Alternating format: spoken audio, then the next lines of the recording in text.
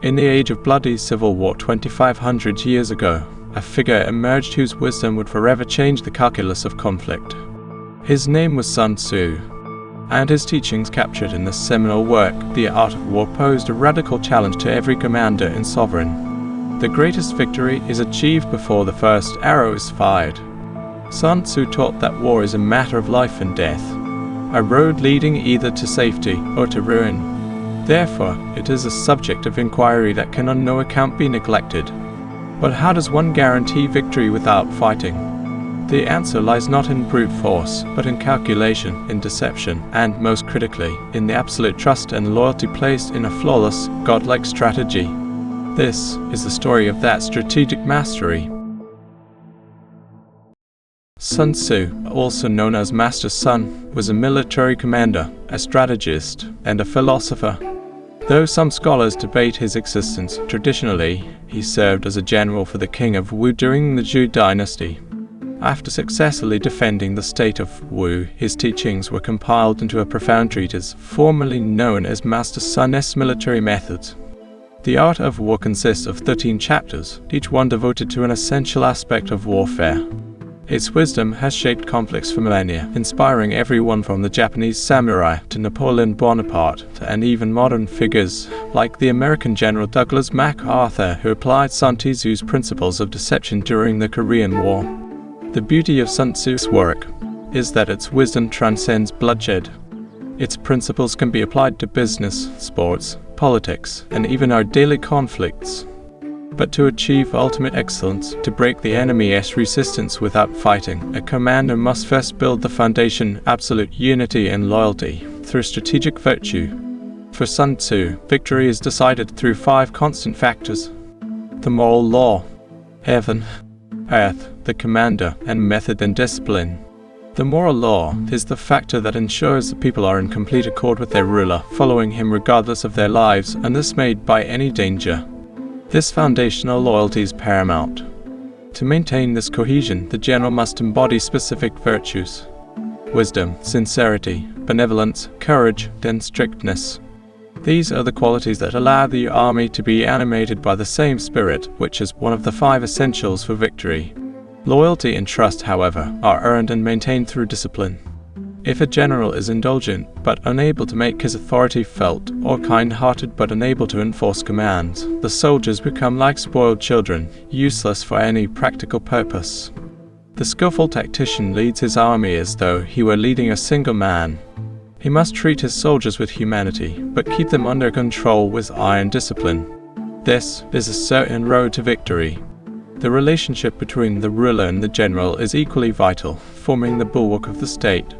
But Sun Tzu warned that a ruler can bring misfortune upon his army, for instance, commanding the army to advance or retreat when it cannot obey, or administering the army in the same way he administers the kingdom. The commander who has military capacity and is not interfered with by the sovereign will win.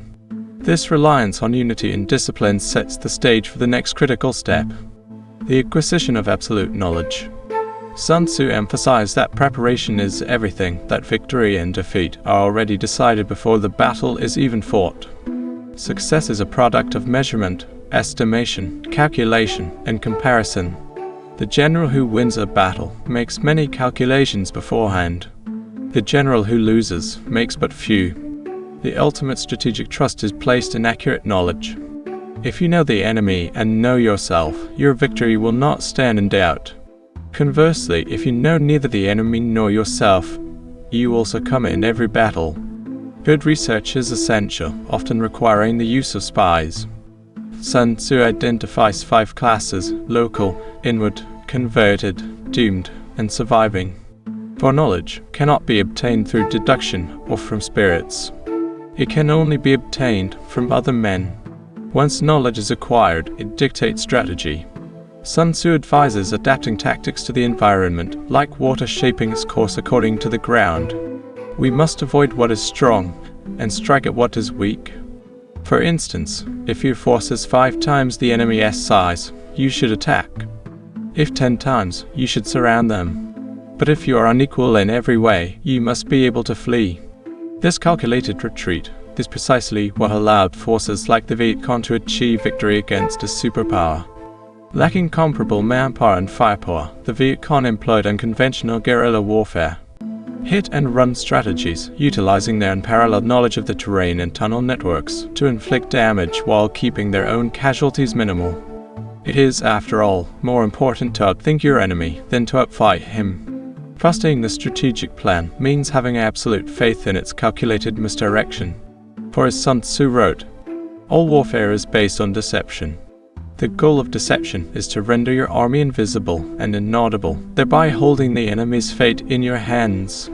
The general must remain formless and inscrutable, while constantly observing the enemy's ever-changing dispositions. Sun Tzu outlines classic deceptive tactics. When able to attack, we must seem unable. When deploying our forces, we must seem inactive. When we are near, we must make the enemy believe we are far away.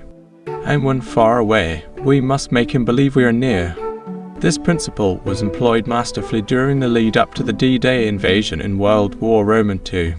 The British created fictional units and used a web of misinformation, including false radio chatter and Allied spies reporting bogus development, all to persuade Hitler that a massive army was preparing to attack Scandinavia.